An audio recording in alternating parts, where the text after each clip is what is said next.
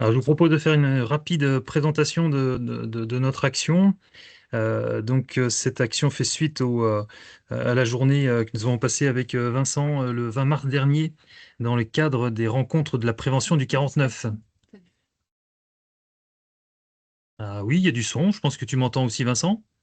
Oui, très bien. Est-ce qu'on a un message comme quoi il n'y a pas de son? Alors, ça vient plus de votre PC. Ce que je disais, les rencontres de la prévention du 49, une action sur le Maine-et-Loire, dans les Pays de la Loire. Cette action, elle est mise en œuvre par tout un collectif. Donc, il y a la CARSA des Pays de la Loire, la CCI, la MSA, la DRETS, l'OPPBTP, le SMIA, STCS, qui est le service de prévention de santé au travail de Cholet-Saumur, et puis l'UMM de Maine-et-Loire. Donc, tous les ans, nous menons des actions à l'attention de l'ensemble des entreprises sur différents sujets. Et là, nous avions rencontré donc Vincent, qui est venu nous présenter son projet, enfin pas le projet justement, qui est venu nous teaser et nous encourager à vouloir rentrer dans ce projet. Je pense qu'il y a beaucoup de monde qui ont répondu présent et l'idée de ce petit webinaire, c'était de se dire mais qu'est-ce qu'il y a concrètement dedans? Parce que là, Vincent, la dernière fois qu'on s'est vu, tu nous as bien, enfin, comment dire, tu nous as bien mis en appétit. Maintenant, on a besoin de voir ce qu'il y a dedans. Et puis, comment tu proposes aux entreprises de mettre tout ça en œuvre. Alors, pour les questions, ce que nous vous proposons, c'est de les poser dans la conversation. Ma collègue Émilie, qui est juste à côté, se chargera de me relancer s'il y a des questions à te communiquer, Vincent. Est-ce que ça te va? C'est juste parfait. Bah, très bien. Je vais enlever le partage d'écran. Hop, voilà.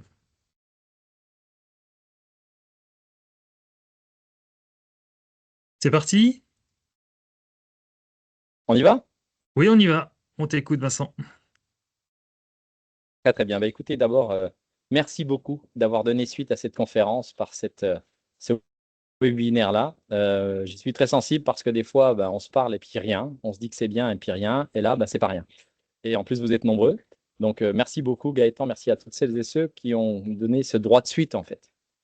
La deuxième chose, je tenais à me réexcuser, mais pour des raisons personnel, j'aurais voulu être dans une salle fermée. Et ben, c'est juste impossible. Je suis en extérieur. J'espère que vous n'en subirez pas les conséquences. En tout cas, ça ne va rien changer au contenu. Mais excusez-moi si vous voyez passer quelqu'un à un moment donné. C'est juste, voilà, la joie de la vraie vie du vraie vie. Ok. Donc, je vais me présenter très rapidement pour celles et ceux évidemment qui n'auraient pas été là la dernière fois. Donc, moi, je suis Vincent Beau. Je suis le président de la fondation Projet 4121. C'est une fondation qui porte un projet de recherche visant à engager le plus grand nombre d'entreprises, toute taille, toute France, tout secteur d'activité, dans une démarche qui met l'écoute au cœur du travail, avec un référentiel dédié. Écouter, ce qui empêche les travailleurs et les travailleuses de bien faire et bien vivre leur travail pour le transformer avec elles. Et l'idée, c'est d'en mesurer scientifiquement les bénéfices sur 3 sujets. Premièrement, qu'est-ce que ça va apporter à leur santé physique et mentale? Deuxièmement, qu'est-ce que ça va apporter à la santé physique et mentale des dirigeants? Et troisièmement, qu'est-ce que ça va apporter à l'attractivité et la performance des entreprises que de mettre l'écoute au cœur du travail pour le transformer. Et c'est ça le projet 41-21. Si je vous refais, je ne veux pas refaire la conférence, hein, Gaëtan, je rassure, mais si je vous refais un tout petit historique de où ça vient, d'où ça vient, en fait, moi j'ai commencé comme ouvrier, ensuite j'étais chef d'équipe, j'étais directeur d'usine, et j'ai découvert complètement par hasard, en mettant l'écoute au cœur du travail, en écoutant celles et ceux qui bossaient avec moi, alors que ce n'était pas la norme, j'obtenais tellement plus de résultats et tellement mieux en étant juste écouté par eux. Et donc, j'ai décidé d'aller voir une fac, Aix-Marseille, en disant, mais pourquoi, parce que dans les années 90, personne ne l'enseigne. Et donc, ils m'ont dit, bah, fais-le, ça fait 25 ans que j'enseigne le management participatif à Aix-Marseille Université. Ensuite, j'ai passé 10 ans à la CARSAT, à la direction des risques professionnels, où là, eh bien, j'ai découvert que la santé au travail, déjà, était un sujet qui m'était inconnu, directeur d'usine que j'étais. Et c'était un sujet, je trouve, qui parlait beaucoup, mais qui écoutait peu, en fait. C'est-à-dire qu'on dit beaucoup aux gens quoi faire pour ne pas qu'ils se fassent mal, quoi pour c'est du respecter, quelle formation qui est le consigne respecté, voilà, et on a raison, hein. J'avais trop de gens qui me disaient, bah oui, mais moi, j'arrive pas à bien faire et bien vivre mon boulot. Je ne crois pas aujourd'hui que ma santé soit une priorité pour l'entreprise, malgré ce qu'elle me dit. Parce que, par exemple, j'ai pas les bons outils pour bosser, pas la bonne organisation pour bien bosser, certains pas les bonnes relations pour bien bosser, et d'autres pas, je me projette plus dans cette boîte, quoi. Donc ça me fait mal, personne ne fait rien, donc je ne crois pas que c'est une priorité. Et c'est là que j'ai proposé aux entreprises qui nous, voilà, qu'on consultait, enfin qu'on allait voir ou qui nous sollicitaient, qui avaient soit des problèmes d'absentéisme, d'accident, de stress, etc. Je leur ai dit, avant de dire aux gens quoi faire, on va écouter les bien faire et bien vivre leur boulot, et pas nous, vous, entre. C'est-à-dire, on va vous donner les compétences pour le faire. On va créer un comité de pilotage avec vos partenaires sociaux pour le faire. Et derrière, commençons par là, donnons du sens, partons de ce qui leur fait mal. Et ensuite, on leur demandera plus que ce qu'on leur demande aujourd'hui après avoir fait ça.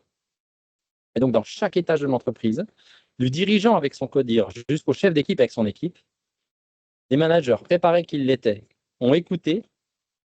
Les problèmes sont remontés, pas tous, mais pas rien, dans chaque équipe. Et la deuxième étape, après cette étape d'écoute, écouter le travail, pas écouter les plaintes, pas écouter les besoins, écouter ce qui, dans le travail, empêche de bien faire et bien vivre son boulot. Eh bien, la deuxième étape, c'est tous ces problèmes ne peuvent pas être résolus en même temps, même si tout le monde ne dit pas tout, évidemment, tout le monde ne dit pas rien, surtout au début. Donc, c'était l'étape d'évaluation.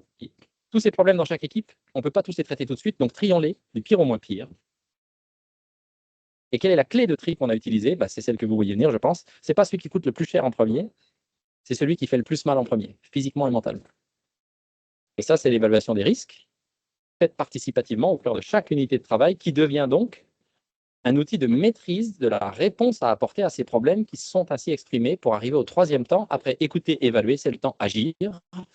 Et agir ensemble, c'est-à-dire écouter les personnes dans les solutions qu'elles ont, pas que dans les problèmes qu'elles ont, pour régler les problèmes par ordre de priorité, et on ne traitera pas le deuxième avant d'avoir traité le premier. Voilà, écouter, évaluer, agir.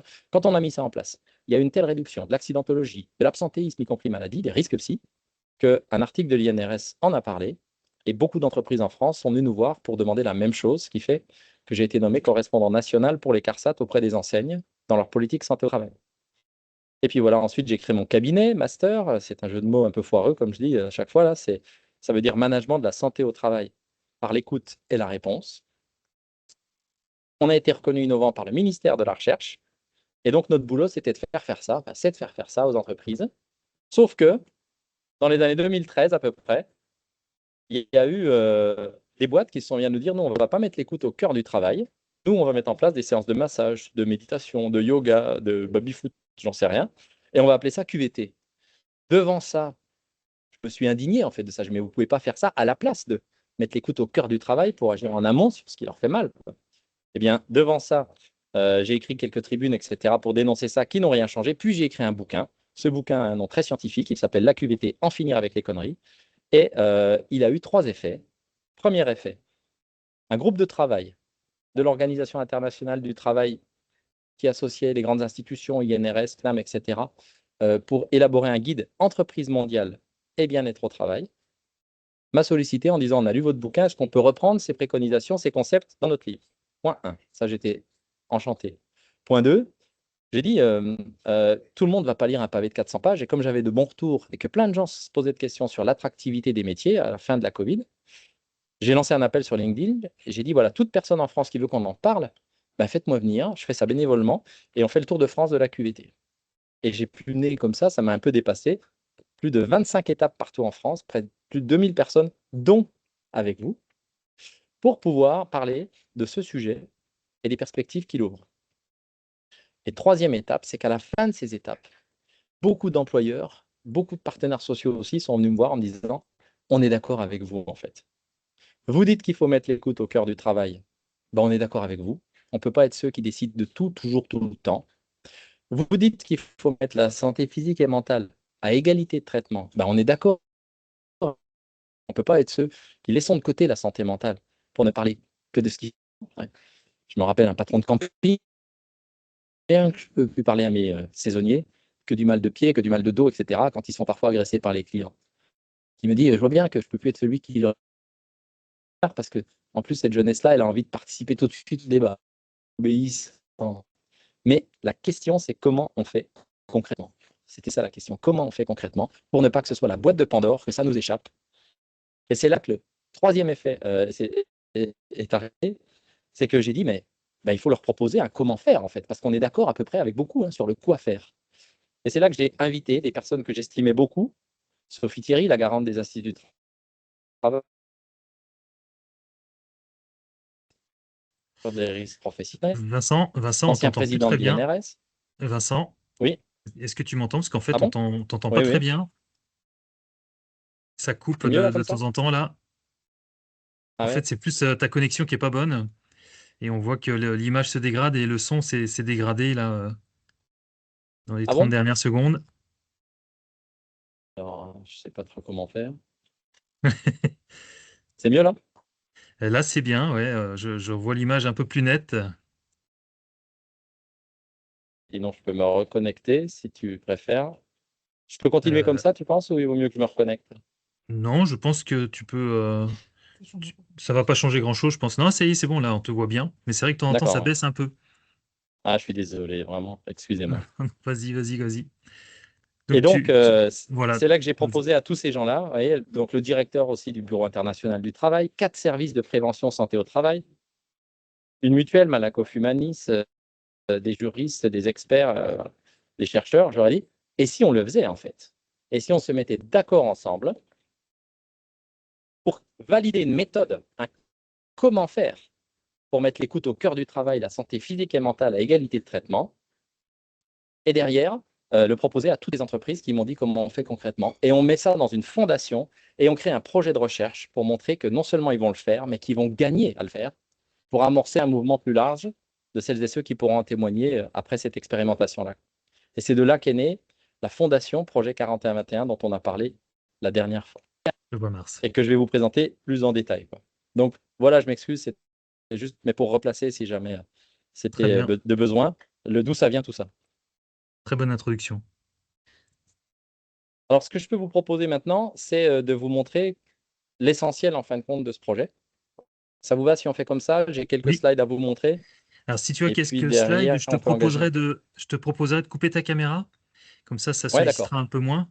Et puis de pouvoir passer tes slides en partageant ton écran. Est-ce que comme ça le fait? C'est parfait. OK. Je vais repartir de là, mais je vais faire vite. Vous vous rappelez, c'était ce qu'on avait vu dans la conférence, mais juste pour se raccrocher un peu à ce qu'on a vu. On a vu ensemble, si on ne l'a pas vu, ben voilà, vous le voyez, que la santé au travail, c'est pas n'importe quoi en fait. Ça vient pas de nulle part. Ça vient d'une définition de l'OMS de 46, de l'OIT en 1950, qui le définit comme le bien-être physique, mental et social. Et ce qu'on avait vu ensemble la dernière fois, vous vous rappelez peut-être, sinon ben voilà, je vous le rappelle, c'est que ce qui est important, c'est de se rappeler que ces 3 dimensions sont associées par le mot «est», c'est-à-dire qu'elles sont indissociables les unes des autres et que ça a un corollaire, que toute atteinte à la santé au travail, si on le comprend au fond du fond, cette définition-là, c'est que toute atteinte à la santé au travail sera donc une atteinte au bien-être physique et mental et social des personnes. On n'aura jamais mal que physiquement, on n'aura jamais mal que mentalement. Ce qu'on a vu aussi, je me permets d'aller plus vite pour ne pas donner 2 fois la conférence, hein. Ce qu'on a vu aussi, c'est que c'est pas rien de la définir, cette définition-là, mais il faut la mettre en application. Pourquoi? Parce que c'est le point de rendez-vous, la santé au travail, c'est le point de rendez-vous de la responsabilité de l'employeur avec ses travailleurs, dans l'article L 4121-1 du Code du travail. Et c'est une obligation de quasi-résultat. On demande à l'employeur de protéger, c'est écrit comme ça, la santé physique et mentale. Donc, pour pouvoir faire ça, on va tout de suite se donner un point de repère. Si moi, je suis une entreprise et que j'ai un objectif de quasi-résultat, il n'existe pas d'objectif en entreprise important qui ne se mesure pas. Ce n'est pas possible. Donc, en gros, première chose, si moi j'ai un objectif de santé physique et mentale, il faut que je puisse regarder, avoir des indicateurs de santé physique, accident du travail, maladie professionnelle, et mentale. Et là, aujourd'hui, on a un reste à gagner énorme, parce que autant on remonte les accidents du travail, les maladies professionnelles, autant les atteintes par la santé mentale à la santé physique, mentale et sociale, aujourd'hui, ne sont pas comptabilisées en entreprise. Or, c'est possible. Si vous voulez, on pourra en parler très concrètement, comment on fait. Donc ça, premier point. Cet objectif qu'on soit d'accord ou pas, qu'on le trouve trop ambitieux, déplacé ou pas, il est comme ça et ça fait 23 ans que c'est comme ça. Donc voilà, atteignons cet objectif-là. Déjà, regardons en face les objectifs que nous avons à satisfaire. Deuxièmement, on avait partagé cette modélisation-là, c'est toute personne en situation de travail, on dit qu'elle est, soumise voilà, à un environnement à 4 dimensions. Son environnement technique, les outils, les produits, les locaux avec lesquels elle bosse, les équipements de travail, les véhicules, voilà. Son environnement, donc sa dimension organisationnelle, c'est-à-dire les objectifs qu'on lui donne, les moyens qu'on lui donne, la charge de travail qu'on lui donne, la coopération qu'on lui donne, la latitude décisionnelle qu'on lui donne.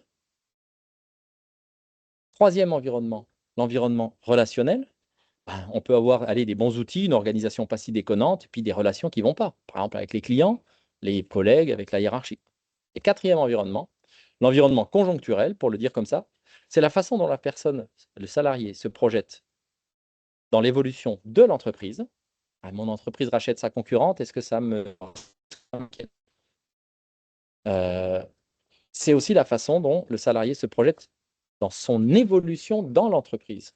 Ben, j'ai des bons outils, une bonne organisation, des relations pas si mal, mais ça fait 10 ans que je fais le même boulot. Comment j'évolue dans cette boîte? Donc voilà, ça, c'est les 4 dimensions propres à toute situation de travail qu'on bosse derrière un ordi, sur un chantier, dans un EHPAD, devant des enfants, peu importe. Et donc, le travail, par ces 4 dimensions-là, ce qu'on avait vu aussi, c'est qu'il est facteur de santé par défaut. C'est-à-dire que tout ça, ça permet de construire de la santé. Et ce qui nous permet de dire ça, c'est que les études épidémiologiques de gens qui sont privés d'emploi nous montrent que quand on est privé d'emploi, sa santé se dégrade. Donc le travail, par nature, produit de la santé. Mais le problème, c'est que quand les conditions de travail se dégradent, la santé se dégrade. Et donc, si on se remet dans cette perspective-là, nous qui souhaitons être dans cette optique-là, des employeurs pleinement, tu vois, au fait, euh, à l'amont de la responsabilité de la protection de cette santé physique et mentale, ce qu'il faut faire maintenant, c'est de voir, est-ce qu'il n'y a pas dans les conditions de travail, quelque chose dans l'environnement technique, organisationnel, relationnel, conjoncturel, qui peut leur faire mal, toujours, physiquement et mentalement et socialement, à chaque fois qu'ils se font mal. Et comment on va appeler tout ce qui, dans l'environnement technique, peut faire mal à celles et ceux qui bossent pour moi ou avec moi? C'est ce qu'on va appeler les risques techniques. Comment on va appeler tout ce qui, dans l'organisation, les relations, la projection dans l'emploi, va pouvoir affecter la santé physique, mentale et sociale des personnes? C'est ce qu'on va appeler les risques psychosociaux. Pourquoi? Mais on appelle les risques techniques parce que par nature, ils sont techniques, et les risques psychosociaux parce que par nature, ils sont psychosociaux, parce que l'organisation, les relations, la conjoncture, c'est par nature psychosocial, et non pas par effet. Ça, c'est ce qu'on avait vu aussi la dernière fois, c'est que trop souvent, en fait, on a fait ce raccourci délétère qui est de dire la santé mentale, c'est les risques psychosociaux. Ben, c'est faux. Se mettre le doigt dans une machine, ça fait pas mal qu'au doigt qui s'est broyé dans la machine. C'est toute ma santé physique, mentale et sociale qui va être affectée. Donc, la confusion qui s'est opérée, il faut absolument la recadrer entre santé mentale et risques psychosociaux. Les risques psychosociaux ne sont pas psychosociaux par effet, ils sont psychosociaux par nature. Et aujourd'hui, penser risques psychosociaux, c'est penser organisation, relation, projection, tout ce qui peut éventuellement affecter la santé physique, mentale et sociale des personnes. Donc ça, c'est ce qu'on avait vu ensemble. Et pourquoi j'en arrive là? Parce que ça veut dire quoi? Ça veut dire que si la santé mentale doit être évaluée, c'est une donnée subjective de santé, la santé mentale. Il n'y a pas de scanner à syndrome d'épuisement professionnel, à troubles anxieux, etc. C'est une donnée qui part du récit du sujet. Donc, je ne saurais pas si les salariés sont dans un bon état de santé mentale si je ne les écoute pas. Deuxièmement, je ne saurais pas si dans l'organisation, les relations, la projection dans l'emploi, il y a quelque chose qui peut les faire mal parce que ça ne se voit pas. La charge de travail, elle s'écoute. Les difficultés relationnelles aussi, essentiellement. Donc en gros, l'écoute, c'est une condition d'accès à 3 dimensions sur 4 à minima des situations de travail. L'écoute, c'est une condition d'accès à la réalité du travail, pas celui que je pense, mais celui que celles et ceux vivent. Donc, ça nous permet de faire cette démonstration-là que sans écoute, il y a un renoncement à la santé physique et mentale des travailleurs, parce que d'un côté, on ne la regardera pas dans ses effets, et de l'autre, on ne la connaîtra pas dans ses causes. Et c'est pourquoi j'insiste là-dessus, parce que souvent on parle de l'écoute comme étant un supplément d'âme managériale. En gros, le truc qui serait bien de faire si on a le temps, quoi. Mais oui, on est sans écoute dans un renoncement à cet objectif-là, qui est en plus un renoncement à la performance de l'entreprise pour remettre le travail dans des conditions de création, de santé, donc de valeur. Et quand on est raccord là-dessus, je vais aller là directement, c'est en partant là-dessus qu'on se dit, ben, mettons en place ce projet pour pouvoir donner du comment faire. Et je vais tout de suite aller là, ça nous permet d'aller dans le vif, c'est, ben, nous savons faire en fait.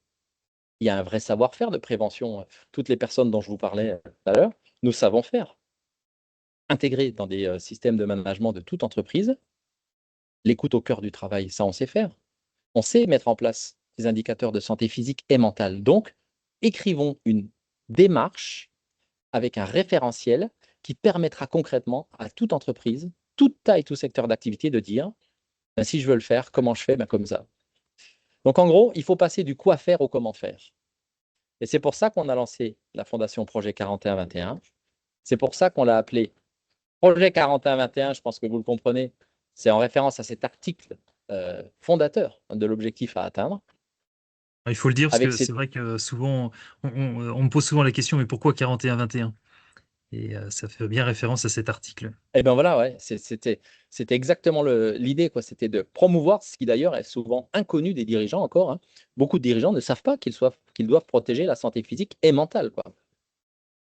Donc avec ces trois objectifs de recherche, oui, mais c'est pas juste faire pour faire, quoi. C'est faire pour démontrer que ça marche. Parce que l'idée dans l'idée, c'est d'avoir des dirigeants qui aient cette vision-là que de vouloir emmener leur boîte vers cette transformation-là pour montrer tout ce qu'ils vont gagner, l'avantage concurrentiel qu'ils vont gagner en termes d'attractivité, d'engagement, de turnover, de réduction de l'absentéisme, pour pouvoir inviter celles et ceux qui les auront regardés partir à essayer de les rejoindre.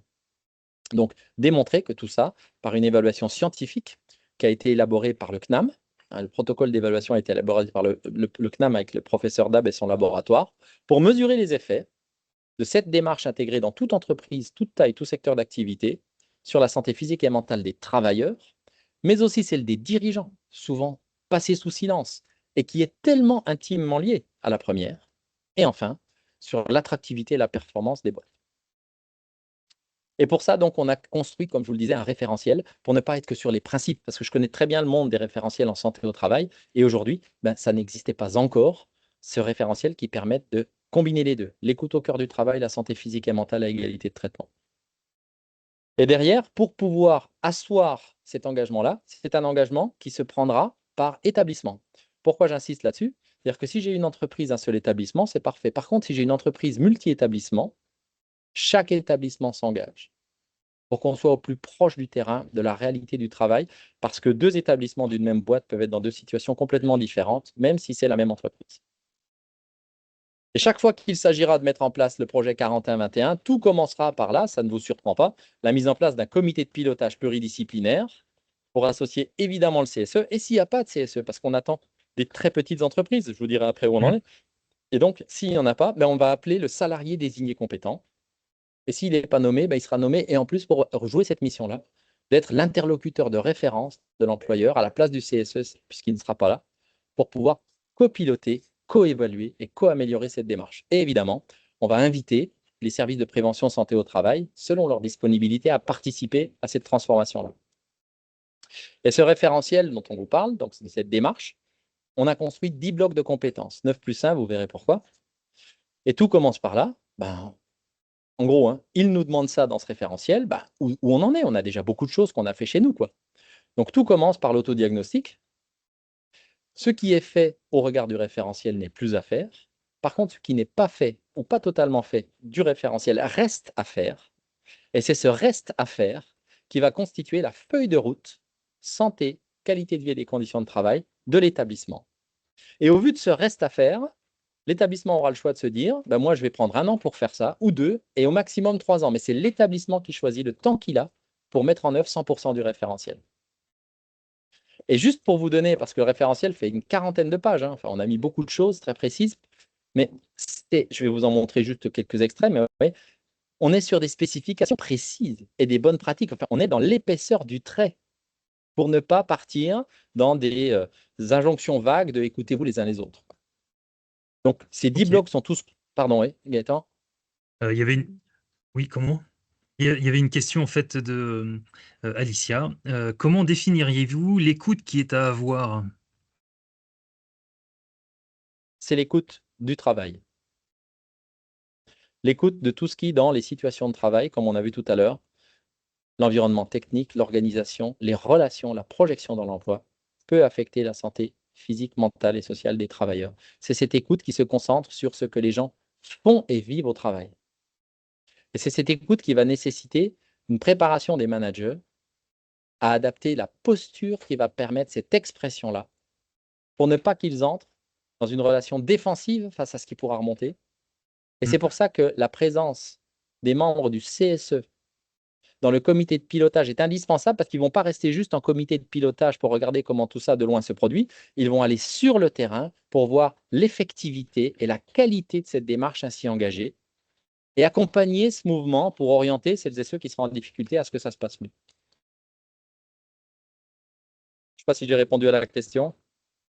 Oui, mais elle te remercie. D'accord. Donc, 10 blocs, oui, ils sont tous construits pareil. Il y a dans le référentiel un numéro, il y a un titre, oui, celui-ci, j'ai pris prévenir les situations de harcèlement, discrimination, sexisme. Et oui, il y a des exigences très précises. Une, deux, trois ici. Il y a des bonnes pratiques qui sont à intégrer. Et il y a même, pour certains blocs, des guides. Donc là, on a un support d'entretien d'écoute à mettre en œuvre, quoi. Donc, on est vraiment dans l'épaisseur du trait pour pouvoir s'assurer que les entreprises, toute taille, tout secteur, tout statut, puissent être rassurées d'aller dans la bonne direction. Est-ce que tu peux zoomer un peu sur, par exemple, l'action à mettre en œuvre? Ce que je te propose, Gaëtan, Oui, je vais peut-être avancer, parce que là, on va aller sur l'action ok. de la Je- prévention du harcèlement. Je vais déjà faire général, puis après, on peut peut-être aller zoomer si tu Très veux. bien. Ok. Donc, pour vous donner pareil, donc vous voyez, juste pour vous dire, ça, c'est une page du référentiel et il y en a une quarantaine, quoi.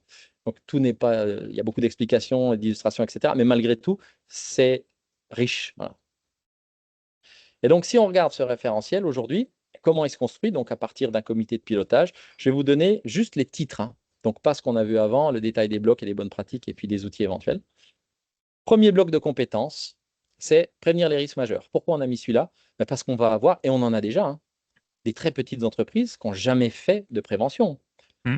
Donc, pour le dire autrement, on ne va pas leur demander d'aller écouter leurs travailleurs s'il y a un cancérogène qui crache à plein nez dans l'atelier, quoi. On va déjà leur dire, vos risques majeurs ont-ils déjà un moyen de maîtrise existant? Bloc 1. Bloc 2, c'est celui qu'on a vu tout à l'heure, prévenir les situations de harcèlement, discrimination, sexisme. Bloc 3, c'est ce fameux bloc très structurant, fondateur, écouter, évaluer, agir, comme on a vu tout à l'heure, auprès de 100% de ses salariés. Donc là, lui, il est très engageant sur du dirigeant avec son codir, comme on l'a dit tout à l'heure, dans Mhm. l'exemplarité de cette démarche qui conditionnera sa réussite, jusqu'au chef d'équipe avec ses agents. C'est être dans cette dimension-là, activer cette dimension-là et l'engager dans le temps. Parce que tout le monde va apprendre en marchant et ça ne va pas être tout bien tout de suite. Mais c'est comme tout changement culturel, bah, il faut l'accompagner, l'encourager, le relever quand il tombe, et puis encourager ceux et celles qui vont y arriver et puis qui vont pousser les autres vers le haut. Quatrième bloc, secourir. C'est un bloc auquel je tiens énormément.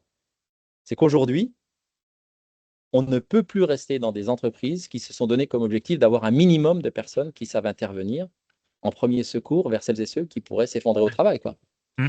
Et très souvent, hein, j'entends parler, j'ai des gens qui me disaient il n'y a pas longtemps, vous auriez dû mettre les premiers secours en santé mentale dans ce bloc. Je dis, on peut le mettre, hein, c'est un minimum, mais jamais sans les sauveteurs secouristes du travail. Enfin, regardez, la moitié des accidents mortels aujourd'hui, la moitié des Oui. accidents mortels aujourd'hui, ce sont des malaises sur le lieu de travail. Il faut savoir secourir celles et ceux autour de nous qui pourraient être confrontés à ça, et voire pire encore.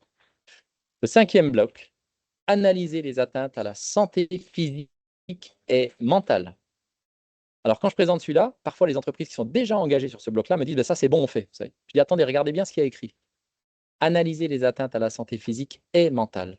Mm. Vous analysez vos accidents, super. Est-ce que vous analysez aussi une personne qui va partir en arrêt maladie pour un syndrome d'épuisement professionnel? Est-ce que vous allez analyser une personne qui va subir un choc psychique, qui va se mettre en arrêt maladie parce qu'elle s'est fait insulter par un client, je dis n'importe quoi, est-ce que vous allez analyser avec une égalité de traitement tout type d'atteinte? Ben, la réponse n'est pas aussi ferme. Et puis, évidemment, analyser dans tout le champ des composantes de la situation qu'on a vue tout à l'heure, pas seulement avait-il les bonnes protections, respecter les bonnes procédures, même s'il faut le traverser, ce champ-là, mais l'organisation, les relations, la conjoncture, ont-elles contribué à ce que ça puisse arriver? Sixième bloc, prévenir la désinsertion professionnelle, c'est-à-dire, vous le connaissez hein, particulièrement, mais c'est s'assurer que les personnes qui sont arrêtées de travailler pour des raisons professionnelles, accident du travail, maladie professionnelle, ou alors choc psychologique, ou alors atteinte au bien-être psychologique d'origine professionnelle, mais pas que, pour des raisons aussi personnelles, pour un cancer professionnel, personnel, pardon, ou j'en sais rien, une maladie qui les empêche d'aller bosser, soit le plus vite possible remis en condition de travailler. Ces 6 blocs-là, pourquoi je m'arrête dessus? Dans l'autodiagnostic, s'il y a du reste à faire dans ces blocs, oui, si je ne suis pas à 100% de ce qui est demandé, impérativement, ce reste à faire doit être commencé dès la première année. Et ensuite, il y a 4 autres blocs qui, eux, si je me donne, moi, établissement, 1 ou 2 ans ou 3 ans, hein, c'est les 4 seuls qui peuvent être démarrés que la 2e ou la 3e année. C'est le bloc écouter, évaluer, agir avec les nouveaux entrants, écouter, évaluer, agir avec les intérimaires et entreprises intervenantes, écouter, évaluer, agir au stade des projets, et enfin, mettre en place, écouter, évaluer, agir pour les entreprises de plus de 50, c'est pour ça qu'on dit 9+1, avec des lignes d'alerte qui sont capables d'être rendues disponibles aux salariés qui, malgré ce qu'on aura fait, seraient soit dans des situations de harcèlement, discrimination, ok, mais pas que, de surcharge de travail, de surpénibilité au travail ou de déséquilibre vie pro-vie perso. Tout ça avec des procédures qui sont validées avec le CSE. Donc voilà les 10 blocs du référentiel projet 41-21. Je vous rassure, il n'y a plus que 3 slides. Hein.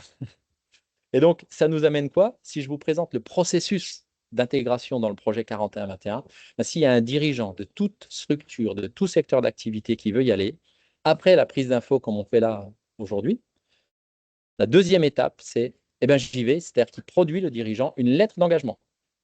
On a une lettre d'engagement type, un dossier d'adhésion Mhm. type, et il s'engage à mettre en œuvre le projet 41-21 avec ses valeurs, etc., etc.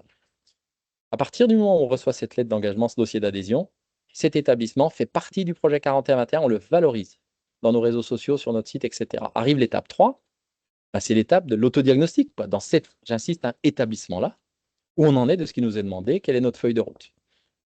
Et c'est à ce moment-là qu'on va aller capter des données santé au travail, des données classiques, par exemple accidentologie, par exemple absentéisme, par exemple turnover, etc. Mais pas que. Des données aussi qui sont plus fines, avec des questionnaires d'évaluation de la santé physique et mentale, des questionnaires sur l'attractivité, comme on l'a dit tout à l'heure, pour les capter en amont de la démarche. Et ensuite, les capter au fur et à mesure de l'avancée de l'entreprise pour voir l'évolution de ces indicateurs-là, qu'on consolidera pour pouvoir se dire, oui, ben ça a ou pas produit plus de santé physique et mentale ou pas. Quatrième étape, j'ai ma feuille de route. Eh bien, ça y est, on va y aller, on sait quoi faire et quand. On va préparer les gens avec la communication sur le fait que cette démarche va les concerner, mais on va aussi préparer les managers pour s'assurer qu'ils ont les compétences pour pouvoir y arriver. Et on a mis dans le référentiel un référentiel de compétences. Et à chaque entreprise de se dire, voilà les compétences que j'ai qui me manquent et à leur donner pour s'assurer qu'ils seront en capacité de le faire. Et là, maintenant qu'on a tout prêt, la feuille de route est prête, les gens sont prêts, les managers sont prêts, le copil est installé, etc., eh ben, il s'agit de faire. Hein. Et on arrive à la 5e étape, c'est mettre en œuvre et évaluer tous les ans ce qu'on a fait par rapport à ce qu'on a voulu faire.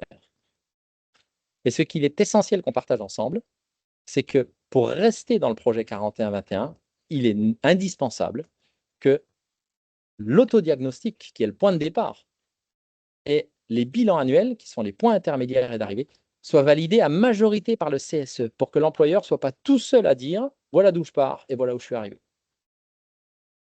C'est ce qui nous amène aux 4 valeurs du projet 41-21, sa gratuité, sa transparence, son respect du référentiel et le dialogue social.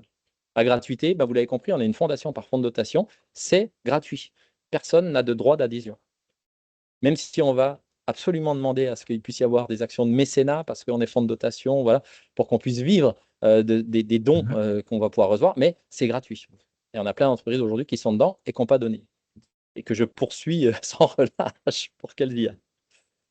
La transparence, la lettre d'engagement, la feuille de route et le bilan annuel, c'est-à-dire mes engagements, ce que j'ai prévu de faire et ce que j'ai fait, seront rendus publics sur notre site. Et ça, c'est une façon pour l'entreprise de dire on est tout à fait ouvert avec l'appui, comme on l'a vu ensemble, d'un CSE qui aura validé tout ça à majorité pour vous dire voilà ce qu'on a prévu, voilà pourquoi on le fait, voilà où on en est. Donc, C'est si un je vais sur le facteur site, d'attractivité. si je vais sur le site, je trouve les engagements des différentes entreprises qui ont débuté avec ce projet. Dès qu'on aura suffisamment d'argent pour faire évoluer le site, parce qu'aujourd'hui, D'accord. j'ai 3 000 € sur le compte de la fondation. Et ça ne me Ok, suffit pas pour pouvoir faire cette modification-là. Mais tout est dans les starting blocks. très bien. Par contre, bien sûr, les données santé au travail, elles ne sont pas rendues publiques, elles sont consolidées pour pouvoir être évaluées par la partie recherche du projet. Troisième valeur, le respect du référentiel, c'est-à-dire le contenu du référentiel doit être respecté. On ne peut pas dire je prends ça et je ne prends pas ça. Le timing, on a vu, les 6 plus Oui. 4, enfin, tout ça, ça veut dire qu'on doit rester dans les champs de 3 ans de planification maximum. Enfin, c'est tout le référentiel tel que c'est un projet de recherche, voilà, ce n'est pas un open bar. Et dernière valeur, ben, le dialogue social, vous l'avez vu, parce que le CSE ou le salarié, à défaut désigné compétent, c'est l'acteur incontournable du dispositif pour la réussite du projet. Pour le dire autrement, ce projet de dialogue professionnel s'inscrit sous l'autorité du dialogue social. Ce qui nous amène à cette dernière slide, ben on s'est dit, OK, allez, on a lancé ça au CNAM l'année dernière, tout était OK, on a un site, on a un référentiel, le PDF est bon, mais on s'est dit, voilà, oui, l'objectif, c'était de revenir vers toutes ces boîtes en disant, vous nous avez demandé comment faire, ben voilà comment faire. Voilà une méthode, voilà, etc. Mais on s'est dit, les boîtes ne vont pas se transformer en téléchargeant un PDF, en fait. Il va falloir des gens pour les accompagner un peu, quoi. Et bien, le Mm. dernier niveau de cette fondation, c'est que on est allé solliciter sur LinkedIn, j'ai lancé un appel sur LinkedIn, notamment en disant, y aurait-il des préventeurs qui bénévolement seraient prêts à rejoindre ce mouvement-là pour accompagner, et je dirais même d'avoir les accompagner sur un- Alors, sur- Vincent, ça coupe. On n'a plus de connexion avec toi. D'accord, C'est bon. Attends, 2 secondes, vas-y. On t'écoute. c'est mieux, c'est mieux. Non, on t'entend plus, ça coupe, ça coupe. Vous m'entendez? Là, ça a l'air d'être bon. C'est bon? Ah, super.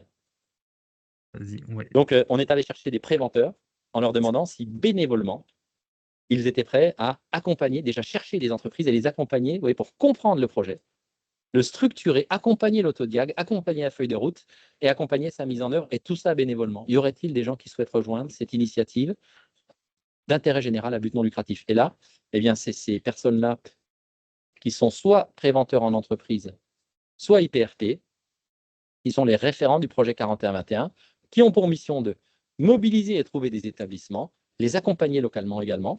Si on a plusieurs entreprises au même endroit, ben c'est géant. On a créé des groupements régionaux, des GR, pour qu'elles puissent, entre elles, ces boîtes qui s'engagent dans le projet, partager leur expérience, comment s'engager, comment se structurer, et puis les réunir donc pour pouvoir partager leurs pratiques. Et tout ça dans le but de faire cette démonstration que c'est possible et d'améliorer en continu la mise en œuvre du projet qui est le nôtre.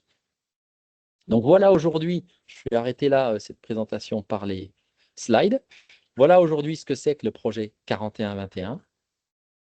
Et toute entreprise qui souhaite y aller, on a un site, je ne vous l'ai pas montré, mais projet4121.org, qui permet non seulement de récupérer le référentiel, mais de venir rencontrer. Il suffit de cliquer je demande à être contacté ou je souhaite m'engager en tant que référent, je souhaite m'engager en tant qu'entreprise pour être pris en main par nos équipes, avoir toutes les infos nécessaires pour éventuellement faire la différence en fait. Ok. Avoir envie de Alors, s'engager dans ce projet-là. on a mis le lien sur la conversation. On en est aujourd'hui. Alors, ce que je peux peut-être finir par dire, Gaëtan, c'est souvent la Oui, question posée, c'est où vous en êtes en fait, c'est ça. J'imagine, c'est combien il y a de boîtes, etc. Bon, je vais juste finir par là, puis après, on peut s'ouvrir complètement aux questions de tout le une monde. question. Oui. Donc, ce qu'on peut dire aujourd'hui, vous voyez, ça fait un an, imaginez, c'est parti en juin, donc il ne s'est rien passé en juillet-août. Déjà, ce que je veux vous dire, c'est que c'est balèze d'avoir des entreprises qui s'engagent. En fait, des boîtes qui veulent s'engager, il y en a plein. Des boîtes qui osent s'engager, il y en a moins. Et vous voyez, les Toujours. deux réflexions, les deux retours que je peux avoir, j'en ai vu tellement des entreprises depuis allez, un an et demi là-dessus, c'est allez, les deux questions qui nous sont posées. La première, c'est, purée, si on écoute, ça va partir dans tous les sens. Ça va être la boîte de Pandore. Ça va être pire qu'avant. Et Mhm. peut-être que j'aurais pas toute la peur d'écouter. Oui. Croyez-moi si vous voulez. Ça, c'est une... Et donc, ça, par contre, on a une réponse, oui. C'est méthodologiquement, c'est pas écouter et obéir, hein, comme on l'avait dit dans la conférence, c'est écouter, Mm. évaluer et agir. Et l'entreprise reste maîtresse de ce qu'elle fera et de ce qu'elle fera pas. Donc ça permet de franchir cette première peur, mais elle est quand même malgré tout là. Et la deuxième peur, et celle-ci, elle est beaucoup plus difficile à déverrouiller, c'est oui, mais si j'écoute, il va falloir le temps pour le faire. Parce que quand on va aller écouter individuellement les personnes, quand on va former les managers à savoir le faire, quand on va évaluer les priorités dans chaque équipe qui remontent des problèmes exprimés, quand on va se réunir une fois par mois en temps de management collectif dans chaque équipe qui dure 30 minutes, ok, mais qui vont servir à voir les problèmes du pire au moins pire et à commencer par le premier à chercher des solutions pour ensuite revenir le mois d'après et voir si le deuxième on peut l'attaquer parce que le premier ça a fonctionné. Ouais. Tout ça, c'est du temps pendant lequel on n'ira pas servir un client ou traiter un dossier. C'est du temps en moins sur la production immédiate. Eh bien, le deuxième frein, c'est des managers, des dirigeants qui me disent mais on n'a plus le temps en fait, on ne va pas avoir le temps. Mm. Et là, c'est un énorme enjeu, vous savez, parce que moi, je ne peux pas dire autre chose qu'aux dirigeants, mais donc votre problème, c'est que vous n'avez plus le temps. Il ne faut pas voir le fait que vous n'ayez pas de temps comme une réussite du fait que vous arriviez à caler votre activité. C'est que vous êtes condamné à ne plus avoir de temps si vous ne réglez pas les problèmes qui se posent en amont et on ne réglera pas ces problèmes sans consacrer du temps pour les régler, quoi. Il faut investir dans le C'est règlement de ça. ces problèmes qui rendent indisponible le management à agir en amont pour pouvoir le libérer de toutes les conséquences qu'ils ont à gérer dans l'urgence de ces problèmes non réglés. C'est Voilà, exactement ce la que peur, j'allais te dire sur l'investissement. On parle souvent d'investissement en prévention, mais souvent d'investissement financier. C'est aussi un investissement que ouais, de prévoir, d'anticiper du temps pour pouvoir travailler ces différents sujets. c'est ça. Et c'est exactement ça, Gaëtan. Et en fait, l'idée, c'est de dire, mais l'entreprise ne fait pas toujours des choses qui sont rentables tout de suite, parce qu'il faut aussi sortir de ces vérités qui n'en sont pas, quoi. Une boîte qui s'engage, par exemple, et qui met en place une démarche qualité, elle va perdre plus de temps quand elle la lance que ce qu'elle va en gagner. C'est après qu'elle va gagner les bénéfices de sa démarche qualité sur tout ce que vous connaissez, la satisfaction client, la réduction des non-conformités, etc. Bon, ben, la démarche santé au travail n'échappe pas à cette règle. Il faut payer pour gagner, entre guillemets, payer pour voir, c'est-à-dire qu'il faut Mm. investir pour avoir le retour sur cet investissement. Elle n'échappera pas à cette règle. Et c'est pour ça qu'un dirigeant qui s'engage dans une démarche qualité, il est porté par une vision que l'effort qu'il va consacrer va être retourner sur son investissement plus fort que ce qu'il a coûté. Eh bien, il nous faut des dirigeants qui aient cette vision-là que de se dire, comme on disait tout à l'heure, hein, je sais que si je n'écoute pas, si je ne le mets pas dans mon management, si je ne fais pas de la santé physique et mentale des objectifs à atteindre et que je regarde en face, je vais perdre aujourd'hui perdre encore plus demain ce que je commence à perdre aujourd'hui en termes d'attractivité, de turnover, de désengagement et de tout ce qui fout le camp par ailleurs et que j'arrive pas à maîtriser. Et au bilan, parce que j'ai promis un bilan, bah déjà, je vais vous dire une chose, il y a 70 préventeurs qui ont répondu présents pour être des référents projet 41-21 un peu partout en France et qui sont venus 2 jours ou 4 jours sur leur temps pour venir se préparer, se former à l'être. Donc ça, juste pour vous dire, j'étais scotché de voir le nombre de préventeurs qui ont envie que ça change et qui le font bénévolement, hein. Deuxième chiffre que je peux vous donner, 73 établissements sont engagés dans le projet 41-21 depuis à peu près un an, hein, puisque c'est les premières, après août, là, c'est les premières entreprises qui ont commencé à bouger. Avec tout le temps, vous n'imaginez pas des fois les mois qu'il faut pour arriver à convaincre le dirigeant d'y aller. Bon. Donc il y a 73 établissements, et là, toute taille, tout secteur d'activité. On a des boîtes à un salarié. On a une boîte sans salarié. Il n'y a pas de salarié. J'ai dit au dirigeant, mais qu'est-ce que vous vous emmerdez à aller dans un projet où il n'y a pas de salarié? Vous savez ce qu'il me dit? Il me dit, je sors d'un burn-out. J'ai créé ma boîte. Je vais accueillir un salarié. Je veux que tout soit prêt pour lui. Ah, c'était Dès le départ. incroyable. Mm. On a un coiffeur qui est venu nous rejoindre, qui a 10 salariés. On a une entreprise de 30 salariés dans l'industrie mécanique. On a une entreprise de 100 salariés dans la menuiserie. On a une entreprise de 150 salariés dans les textiles. On a une entreprise de 50 salariés dans le service à la personne, le nettoyage industriel. On a une entreprise de 800 salariés, devinez qui? La CARSAT Sante Val de Loire, qui a Oui, engagé ses j'avais vu. 800 salariés dans la démarche. On a Oui. la caisse primaire d'assurance, on a, oui, c'est ça, pardon, la MSA, pardon, Alpes Vaucluse, qui s'est engagée dans le projet 41-21, une association qui s'appelle Bilab France, qui dirige le label Bicorp de 12 salariés, une association qui a dit j'y vais. On a l'Institut oui, c'est ça, l'Institut français du sang, qui a engagé tous ces établissements PACA et Corse dans la démarche, une entreprise industrielle de remplacement de verre industriel. Enfin, on a un institut médico-éducatif, on tient tellement à ce que le médico-social soit dans la démarche au vu des besoins de ce secteur, ben, il y en a au moins un. Puis je vais vous dire, je me bats comme un dingue pour qu'il puisse y avoir un EHPAD, qu'il puisse y avoir même un hôpital qui puisse rentrer dans la marche pour faire la démonstration de tout ce qu'ils vont y gagner.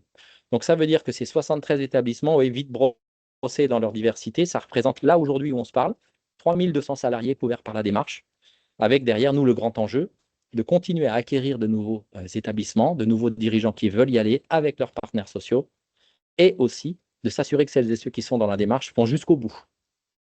Voilà Gaëtan, j'ai fini mon long Merci. Merci. Donc, monologue de présentation. il t'en manque 927 pour atteindre ton objectif, 927 entreprises. Bah déjà, il y en Et a puis, ben, 123 autour de l'écran. exactement, c'est ce que j'allais dire. Déjà, on va pouvoir exploser le score avec toutes les entreprises qui sont autour. Et je profite justement parce que si vous avez des questions, n'hésitez pas. Alors, soit dans la conversation, mais vous pouvez aussi lever la main et puis je vous donne l'autorisation de pouvoir directement vous adresser à Vincent. On a bien sûr coupé tous les micros pour éviter les problèmes techniques. Alors, n'hésitez pas à intervenir. Euh, pour pouvoir poser directement vos questions. Concernant en fait ce référentiel, donc on a vu qu'il était directement en ligne et si j'ai bien compris ce que tu as dit, il suffit en fait de s'inscrire et c'est une de ces 70 personnes qui nous contactent pour pouvoir signer l'engagement, pour pouvoir démarrer l'accompagnement. C'est comme ça que ça se passe, Vincent? Oui, c'est ça, c'est-à-dire que dès que vous êtes sur le site, que vous avez trois différents boutons d'action, vous avez Je rejoins le projet, et là directement, vous aurez soit moi, soit quelqu'un qui vous proposera un rendez-vous en visio pour en parler en profondeur, répondre à vos questions, et puis vous mettre en ligne, vous donner les documents, la lettre d'engagement type, le dossier d'adhésion type, D'accord. etc., le fichier d'autodiagnostic. Donc ça, voilà.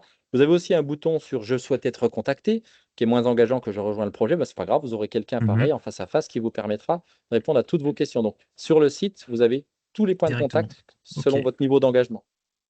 Alors, une première question, c'est quelle est l'ambition de ce projet 41-21? Quelle est la suite pour l'année prochaine et les années à venir? Ben, l'ambition, c'est déjà d'emmener les entreprises jusqu'au bout du référentiel et de montrer que ça marche en fait. Aujourd'hui, on veut faire, si vous voulez, on a fait des démonstrations, tous les préventeurs que nous sommes, dans une ou deux ou trois entreprises qu'on a pu suivre et on en était très fiers parce que c'est tellement dur que là où elles l'ont fait, elles ont gagné. Je vais vous donner un exemple. Euh, le journal Santé et Travail, qui est assez réputé et il a raison de l'être, Oui. m'a contacté pour me dire, montrez-nous une boîte où vous avez réussi à faire ça et on fera un article dessus. Par contre, on fait venir, si vous nous en désignez une, on ne va pas faire un article par visioconférence avec une petite interview du dirigeant. On vient 3 jours sur place, on envoie une journaliste qui est ergonome au CNAM, elle a accès à tout le monde, tous les documents, toutes les personnes, elle a accès à absolument tout, et elle publiera un article que vous ne relirez pas. Je peux vous dire que quand vous dites, y aurait-il Ah une bah oui, boîte qui veut accepter ça? Eh ben, il n'y en a pas eu beaucoup, mais j'en ai trouvé une. Et j'ai trouvé, super. je peux le dire parce qu'elle a été publiée, la station de ski du Tourmalet, qui avait fait une démarche fabuleuse. Ok, la journaliste y est allée pendant 3 jours. Elle est revenue, elle m'a passé un petit coup de fil, elle m'a dit, je ne vous fais pas lire l'article, mais franchement, c'est top. Et elle a fait un article qui est top. Et donc, on a eu non seulement un article, mais tout un dossier qui s'est construit autour de cette approche. Pourquoi je vous dis ça, en fait? Il y a une station de ski qui a démontré qu'elle avait franchi des barrières culturelles. Ouais. Et c'était très beau parce que la directrice disait dans cet article-là, il nous a fallu 3 ans pour que cette culture de l'écoute, de écouter, évaluer, agir, pour que l'appropriation, l'apprivoisement même, y compris avec les partenaires sociaux de l'initiative de l'employeur, prenne corps. Voilà, 3 ans, d'accord? Il y a combien de stations de ski en France qui n'attendent que ça pour régler leurs problèmes d'absentéisme, d'accidentologie, etc. Ça n'a généré aucune adhésion d'une autre station qui pourtant aurait pu se reconnaître, quoi. Pour le Donc, moment. tout ça pour dire quoi, Gaëtan? Quand la question est posée, c'est qu'est-ce qu'on attend? C'est qu'il faut faire aujourd'hui une démonstration de plus large échelle que ça a marché ici et pas ailleurs, quoi. C'est ça Oui. l'objectif. C'est Mhm. d'avoir, vous voyez, comme une communauté d'employeurs dont on ne pourrait pas dire, c'en est un seul convaincu, c'est des espèces de visionnaires ou de fous furieux qui y est allé, mais ils sont trop nombreux pour avoir tous tort, en fait. Voilà. Donc l'idée, c'est de faire Exactement. un changement d'échelle et surtout d'appuyer ce qui est obtenu par une recherche scientifique et pas seulement par les dires de celles et ceux qui l'ont mis en place, quoi. Alors, une autre question, c'est Claire qui pose cette question. Seuls les IPRP peuvent rejoindre les projets comme accompagnants? Point d'interrogation. Alors au début, on est parti là-dessus. Pour une raison simple, Claire, c'est que on avait des gens qui étaient intéressés. Vous voyez, on avait quelqu'un, mais très sincèrement, hein, qui était sur tout ce qui était réflexologie, qui nous disait, moi, je vois beaucoup de salariés qui souffrent, ça m'emmerde de ne faire que les soigner, est-ce que je peux vous aider? Mais oui, face à un projet prévention, il faut des compétences prévention. C'est pour ça que la première barre qu'on a donnée, c'est qu'il ne faut pas mettre ces gens qui veulent nous aider, très bien intentionnés qu'ils sont, attention, hein, en difficulté face à un employeur, face à un CSE qui n'ont pas l'habitude de côtoyer, puis voilà, il y a de la technique quand même en prévention. Bon. Donc voilà pourquoi on a mis le statut de responsable prévention en entreprise ou IPRP pour être référent. Mais il se trouve qu'il y a une deuxième catégorie de personnes qui sont familières dans l'accompagnement des organisations du travail et qui ne sont pas forcément IPRP. Et elles, on a créé un statut particulier, c'est le statut de référent associé. C'est-à-dire qu'elles font la même démarche, elles s'inscrivent, elles ont elles aussi une lettre d'engagement, un dossier d'adhésion qui prouve qu'elles s'engagent complètement à respecter le projet, son éthique, etc.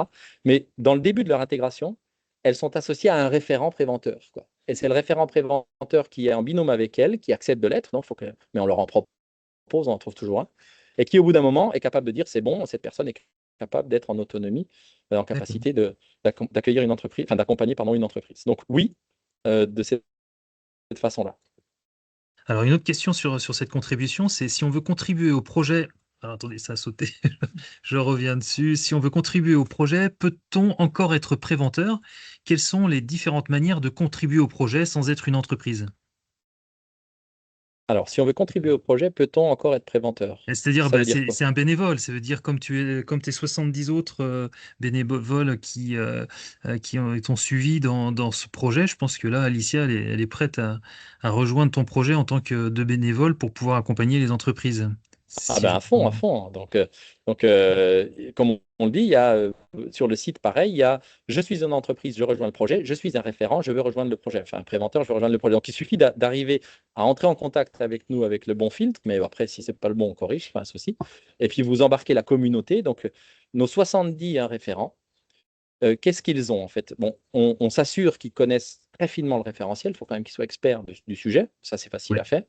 Mm. Et ensuite, premièrement, on a une communauté WhatsApp qui se parle, qui échange les victoires, les problèmes, les questions.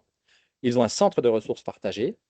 On a des pauses, on a appelé ça comme ça, c'est-à-dire des réunions visio toutes les 6 semaines où on se dit l'actualité, où on en est, ce qu'on fait, l'actualité des groupes régionaux, les événements qu'on organise. Et puis, on a tous les ans, on a instauré l'université d'été, on l'a fait en juin et on le fera en fin août cette année prochaine, l'université du projet 41-21 pour qu'on se voit. Alors ça se passe à Marseille, c'est pas le pire des endroits, pour qu'on se voit et qu'on se vive dans ce projet qui est le nôtre, et puis qu'on se régule et qu'on l'améliore en continu. Donc être référent, c'est rentrer dans cette communauté euh, de préventeurs engagés pour accompagner ce mouvement. Très bien. Une autre question de Bénédicte, c'est l'écoute des salariés au travers du dialogue social est déjà un prérequis pour réaliser des démarches de prévention comme le DURP. Peut-on s'appuyer sur ce référentiel pour déployer ces démarches existantes?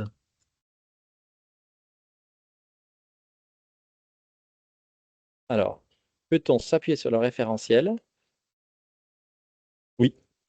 C'est-à-dire que quoi que ce soit que vous ayez déjà mis en place, par exemple, si j'entends ce qui est dit, hein, un document unique participatif, Oui, bah déjà le référentiel vous permettra, vous rappelez l'étape de l'autodiagnostic, de vous dire, et c'est pas si souvent que ça, pour le dire autrement, c'est quand la dernière fois en CSE, pour reparler du CSE, parce que c'est ce qui est demandé, on parle du dialogue social, c'est quand la dernière fois qu'un CSE s'est exprimé sur la qualité de la démarche de prévention de l'entreprise.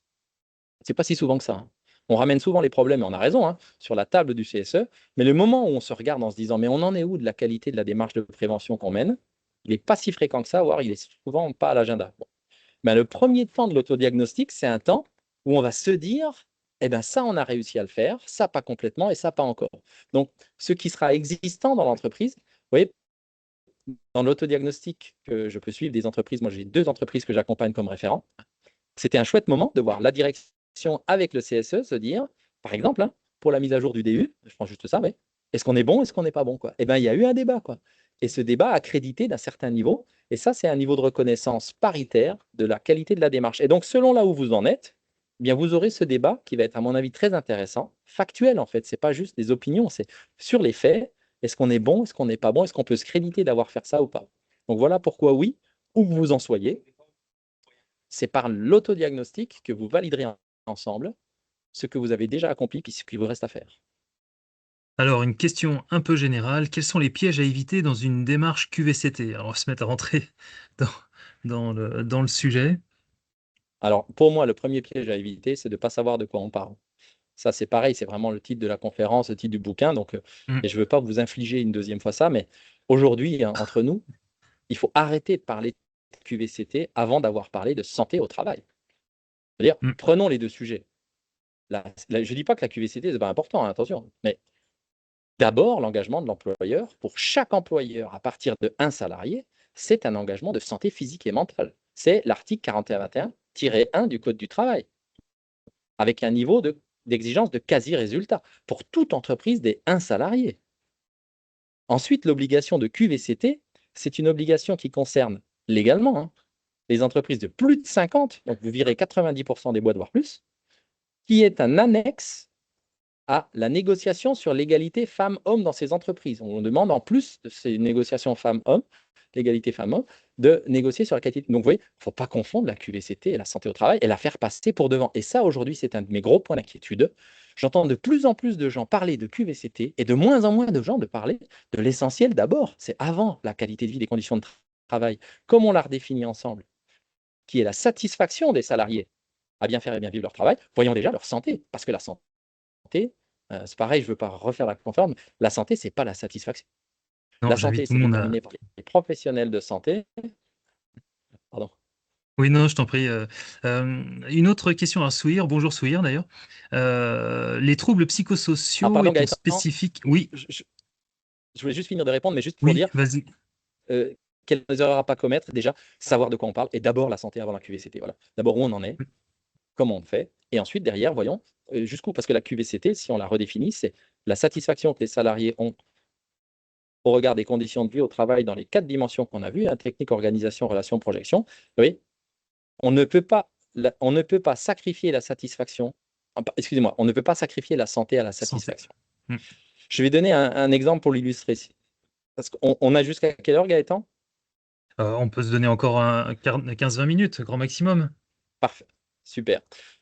Pourquoi je dis ça? Parce que c'est vraiment important. Ce sujet-là, oui, j'en sors encore. J'étais en conférence ce matin. Bon. Si j'ai compris que la QVCT, c'était le niveau de satisfaction des salariés et que la santé, c'était le niveau de santé déterminé par des professionnels de santé physique et mentale. Bon, voilà. La santé au travail est déterminée dans le comment agir, pas le quoi faire, le comment faire, par l'article 4121-2 du Code du travail qui donne 9 Mm. principes généraux de prévention. Et il y a un principe de prévention, ils sont tous cultes. Il y a un principe de prévention qu'on appelle de nos voeux, vous le savez sûrement peut-être, c'est que je souhaite que l'écoute devienne le 10e principe général de prévention et le premier sur la liste. Bon, mais sur les existants, il y en a un qui dit combattre les risques à la source. Ça veut dire quoi? Ça veut dire que si tu n'as pas pu, ça revient un peu au même, mais il faut éviter le risque. Et pour souvent, si tu peux l'éviter, c'est en le combattant à la source, ou le réduire, c'est en le combattant à la source. Combattre à la source. En fait, un problème de santé demande à être combattu à la source. Ça, personne ne peut contester ce besoin-là. Si mon objectif, puisque c'est celui-là, c'est un objectif de santé au travail, dès que je verrai quelque chose qui menace la santé physique et mentale, je dois le combattre à la source, quitte à devoir l'éviter d'abord ou éventuellement derrière le réduire. Donc c'est une obligation d'agir méthodologique. Mais regardez, si je me donne un autre objectif, celui de la satisfaction des salariés, je change d'angle. Parce que je vais écouter les motifs d'insatisfaction des salariés sur leur travail. Et il y a 2 types d'insatisfaction. L'insatisfaction légitime, bah, moi, je ne suis pas satisfait parce qu'on a moins de dialogue social aujourd'hui, moins de soutien, moins d'ambiance, moins de bons outils, etc. Et ça, c'est une insatisfaction légitime qui me permet d'aller dire, OK, je vais agir dessus parce qu'il faut qu'on puisse régler ce problème. Mais il y a des motifs d'insatisfaction qui peuvent être illégitimes. Je vous donne un exemple. Si vous dites à des gens sur un chantier qui n'en ont jamais porté, demain, vous portez tous votre casque, ou à des gens qui sont, je pense cet exemple, je l'ai en tête là, sur les stations de ski qui conduisent des scooters, vous allez porter votre casque maintenant quand vous faites du scooter sur les pistes, ils vont être insatisfaits. Et bien, si mon objectif, c'est un objectif de satisfaction, je ne vais quand même pas leur dire enlevez-moi ce casque parce que vous en êtes insatisfait pour obtenir cet objectif de votre plus grande satisfaction. Oui, c'est-à-dire qu'on Mm. ne peut pas sacrifier la santé pour la satisfaction, on ne peut pas sacrifier la santé pour la QVCT. Donc, les conditions pour réussir une démarche QVCT, c'est déjà de ne pas la substituer à une démarche santé au travail. Et la deuxième, c'est de flécher, puisque la QVCT, si c'est la satisfaction, elle passe par l'écoute elle aussi, forcément. Eh bien, c'est de flécher, quand on parle des gens, de l'écoute qu'on va leur consacrer, flécher le circuit qui va amener de cette écoute à la réponse. Écouter, évaluer, agir, pour ne pas sous-entendre que tout ce qui va être un problème sera réglé demain. Être très bon sur les objectifs qu'on vise, la santé d'abord, la QVCT ensuite, être très transparent sur tout ne sera pas fait tout de suite. Ce n'est pas un grand open bar à tout ce que vous allez demander, c'est écouter les problèmes, les trier et par l'évaluation et chercher ensemble des solutions. Et ce ne sera peut-être pas toutes celles que vous voudrez, mais c'est toutes celles qu'on pourra. Voilà, je voulais juste compléter. Faut préciser, oui. Oui, donc Souhir qui pose la question, les troubles psychosociaux étant spécifiques à chaque situation de travail et particularité individuelle, comment vous pouvez proposer des actions qui soient adaptables à toutes les situations sans qu'elles soient trop généralistes et donc inefficaces? Alors, on parle de quoi? Des troubles psychosociaux ou des Les risques troubles psychosociaux? psychosociaux, on n'est pas sur les risques, on est sur les troubles, ouais. Donc là, déjà, il y a un sujet. Oui, Est-ce qu'on parle des troubles ou est-ce qu'on parle des risques? Un trouble psychosocial, c'est une affection de la santé physique, mentale et sociale. Donc, un trouble psychosocial, c'est une affection qui rentre par la santé mentale et sociale. Donc, ça, c'est spécifique, mais toute blessure est spécifique. Un trouble, c'est une blessure, d'accord? Je pense que la question, c'est peut-être une erreur de frappe, c'était peut-être plus la question des risques des psychosociaux. risques, je pense aussi. Voilà. Donc, alors, la question, c'est quoi? C'est les risques psychosociaux peuvent être des expressions individuelles de problèmes. Est-ce Ouais. que cette réponse individuelle ne peut pas être contraire à l'intérêt du groupe? C'est ça? Et puis Bon, comment éviter de mener des actions qui soient trop généralistes et donc en fait inefficaces? ben, en fait, c'est l'inverse qui se passe. Mais je vais faire pareil sur la santé, quelle qu'elle soit, que ce soit pour les risques psychosociaux et les risques techniques. Quand vous avez quelqu'un qui a 55 ans, parce qu'aujourd'hui, vous avez vu, la moitié de la population française qui a franchi le cap des 50 ans, c'est unique et ça ne va pas aller vers le mieux. On a un déclin démographique qui va faire qu'on va être de plus en plus âgé au travail. Bon, qui doivent porter des charges lourdes, une qui a 55 ans et une qui a 25 ans, si vous allez les écouter sur la façon dont elles vivent le port de ces charges, quelles qu'elles soient, vous n'allez pas obtenir la même expression du même effet du travail sur les personnes, que ce soit issu de l'environnement technique ou de l'organisation des relations de la protection. Vous voyez, que ce soit des risques techniques ou psychosociaux, c'est la même, quoi. Donc, en fait, il va toujours y avoir deux niveaux de prévention. Un niveau généraliste, je vous en donne un par exemple, l'interdiction des comportements, des agissements sexistes et du harcèlement moral et sexiste. Là, tu es vieux, tu es jeune, tu es moyen, tu es de toute nature, ça s'impose à tout le monde. Voilà.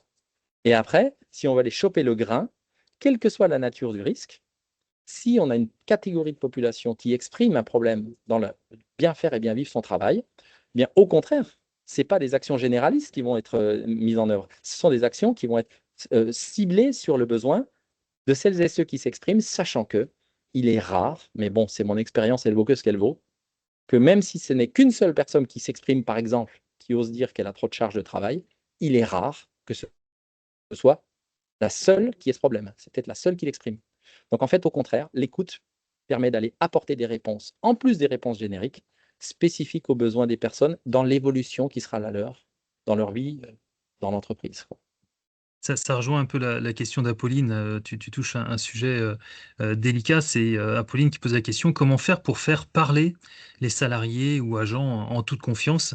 Donc là, elle relate qu'elle a eu cette expérience d'un questionnaire diffusé en interne et avec très peu de remontées, très peu de retours pour ensuite entamer une démarche. Par où aller quand le personnel ne répond pas? Bah déjà, savoir pourquoi ils ne répondent pas. Enfin, entre nous, les gens, ils n'en peuvent plus d'être écoutés sur leurs problèmes et de jamais voir venir la solution, quoi.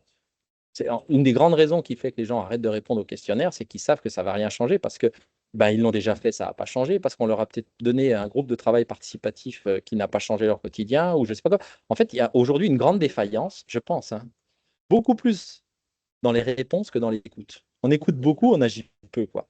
Donc ça, c'est un sujet. Deuxièmement, il ne s'agit pas d'aller balancer des questionnaires, il s'agit d'aller mettre face à face le management face au manager. Et je dis bien, un manager, c'est avant tout un manager. C'est pour ça qu'on parle de l'entreprise qui part à partir du dirigeant. C'est-à-dire que si on veut que les managers soient des diffuseurs de santé physique, mentale et sociale, il faut qu'ils soient des récepteurs de santé physique et mentale et sociale pour eux-mêmes. C'est-à-dire qu'il faut qu'ils soient bénéficiaires d'une démarche dont ils vont faire bénéficier les autres. Et ça ne peut pas se faire sans l'engagement du dirigeant, très éclairé. Et quand vous avez un collectif de travail qui entend un dirigeant dire, par exemple, hein, je vous dis celui-là parce qu'évidemment c'est le sujet, Je m'engage dans le projet 41-21, voilà ce qui va se passer. On va tous être écoutés. Tout ça, ça va être évalué dans chaque équipe. Bien sûr, vous ne me direz pas tout. Il y a beaucoup de scepticisme quand vous dites on va écouter, évaluer, agir. Mais les gens ne disent pas rien. Et il faut amorcer ce changement. Et c'est deux choses qui vont créer l'ouverture des pores de la parole. Premièrement, c'est si pour le peu qu'on dit au début, des choses se passent concrètement à la fin, c'est-à-dire si on rassure sur la promesse de changer le travail avec celles et ceux qui le font, pas tout, mais pas rien. Et deuxièmement, si celles et ceux qui participent à cette démarche, dans les problèmes qui remontent, mais aussi dans les solutions qu'ils peuvent proposer, sont gratifiés de reconnaissance. Et si ça, cette pompe commence à s'amorcer, alors il ne faut pas attendre tout de suite. C'est pour ça qu'une culture ne se change pas le jour où on le décide, quoi. Alors à ce moment-là, s'amorcera cette espèce de cercle vertueux qui pourra grandir dans l'entreprise et amener de plus en plus de gens à oser s'exprimer sur ce qui peut les empêcher de bien faire et bien vivre leur boulot. Et c'est tout ce dont les boîtes ont besoin aujourd'hui, quoi. De reparler du travail au travail avec celles et ceux qui font le travail pour le transformer. Merci Vincent. Alors moi j'ai une question un peu complémentaire, mais c'est plus parce que si jamais je rencontre un chef d'entreprise ou si j'ai un collègue, j'aimerais bien qu'il t'entende, parce que j'ai beau essayer de le convaincre. Où est-ce que où est-ce que je peux retrouver toutes tes interventions? Où est-ce que tu interviens partout en France? Que je vois de temps en temps quelques messages sur LinkedIn, mais est-ce que tu les répertories sur ton site? Est-ce qu'il y a des dates comme ça qui sont déjà programmées où on peut te retrouver? Alors, je veux dire, je suis tellement passionné par ça que c'est tout bénévole, hein. Donc, je veux dire, c'est ça en plus du reste. Donc, j'ai tout sauf une structure qui fonctionne très bien pour être bon là-dessus. Donc, comment savoir? Déjà, on a fait pas mal de podcasts. On les a tous répertoriés sur une chaîne YouTube. Il doit y avoir 20 followers. On n'en fait pas la pub, j'ai pas le temps. Ok. Mais on a une chaîne YouTube, si vous faites Projet 41-21 sur YouTube. Et là, on a cumulé toutes les interventions que j'ai pu faire avec un média qui s'appelle Ah, super. Inforisk. Donc, il y a déjà ça. Et- Et ensuite, ouais. sur les LinkedIn, chaque fois qu'on intervient, on l'annonce. Là, par exemple, la semaine prochaine, je suis à Nantes, à La Roche-sur-Yon. Et c'est la moins mauvaise façon aujourd'hui de le faire, même si tu as raison. Ce serait bien de tout répertorier. Mais on n'arrive pas encore à se structurer aussi bien Très là-dessus bien. parce que Eh bien, on va c'est suivre. bénévole, quoi. Oui, je me doute. On va suivre LinkedIn. Alors, Erwan, tu avais levé la main. Est-ce que tu souhaitais intervenir? Erwan Lugoff, je te laisse. J'autorise le micro. Si tu souhaites intervenir, Erwan. Alors, Émilie, elle a mis le lien vers. Ah, Ah non, super. c'est bon. Oui, et puis, merci, Erwan. Oui, il s'est trompé de bouton. Une question, enfin, une précision. Je pense à Alicia. J'ai peut-être mal entendu, mais dans la phase de diagnostic des RPS au sein de l'entreprise, ça se fait en autonomie et où l'entreprise est accompagnée à cette étape qui n'est pas évidente. Ben, en fait, les risques psychosociaux, si on les redéfinit, hein, c'est tout ce qui, dans l'organisation, les relations et la projection dans l'emploi, peut affecter la santé physique, mentale et sociale des personnes concernées. Il se trouve que dans l'entretien d'écoute que le manager va réaliser avec ses managers, des questions vont concerner l'organisation du travail, la charge de travail, des questions vont concerner les relations au travail, les comportements au travail, des questions vont concerner la projection au travail. Et donc les managers seront préparés, comme on le dit, puisqu'il y a un référentiel de compétences à le faire. Ça, c'est à l'entreprise de faire son diagnostic sur ce qu'ils savent faire, ce qu'ils ne savent pas faire, et donc comment les former. Et d'autre part, ils ont un comité de pilotage qui saura, s'il le souhaite, apporter des ressources complémentaires pour pouvoir les accompagner dans ça. C'est l'entreprise qui décidera ça. Donc, oui, je pense que ce n'est pas aussi irréalisable que ça, que d'engager le terrain de la conversation sur la façon dont les gens vivent leur travail, quelle que soit la dimension dont ils veulent parler. Ce qui compte, c'est d'aborder, récupérer ce qu'on récupère, d'évaluer, de créditer l'engagement de l'entreprise, de l'engagement qu'elle prend, écouter, évaluer, agir, et ensuite les ports s'ouvrent et derrière, ça n'empêchera absolument pas de faire venir une expertise pour évaluer les facteurs de risques psychosociaux, pour être précis, qui pourront être faits par un expert, pas par un manager, pour aller combler, vous voyez, les trous qui ne seraient pas remontés de cet échange qui se produira au réel du travail dans chacune des équipes. Et c'est un complément qu'on va pouvoir apporter si vous voulez aller encore plus loin sur ce qui est remonté. Très bien, merci. Je pense qu'on arrive au bout des questions. Bien, merci beaucoup, Vincent. Je pense qu'on aura l'occasion dans les prochaines années, prochains mois, prochaines années, de pouvoir faire à nouveau un point, peut-être de pouvoir partager sur des entreprises qui seront engagées. De notre côté, nous, on va poursuivre, hein, puisque l'année prochaine, on repart. Alors, tout à l'heure, tu as parlé d'un sujet de PDP.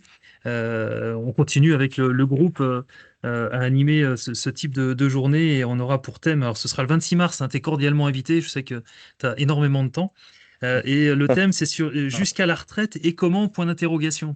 Et on se pose beaucoup de En questions, on effet. essaie de coller à l'actualité. Alors au départ, on avait mis jusqu'à 64 ans, mais on a laissé tomber puisque ça change de temps en temps. Alors, voilà. Mais en tout cas, nous, le sujet reste très important, qui est de se dire bah, comment faire pour pouvoir travailler, rester en bonne santé physique et Hmm. mentale, toute sa carrière professionnelle, et en se disant que c'est tout de suite maintenant, pour les plus jeunes, qu'il faut pouvoir attaquer ce sujet. Il y a beaucoup de merci. Moi aussi, je te remercie sincèrement, Vincent, et puis on aura certainement l'occasion d'en discuter. Je souhaite beaucoup de réussite sur ce projet. En tout cas, de notre côté, on fera en sorte que ça se poursuive.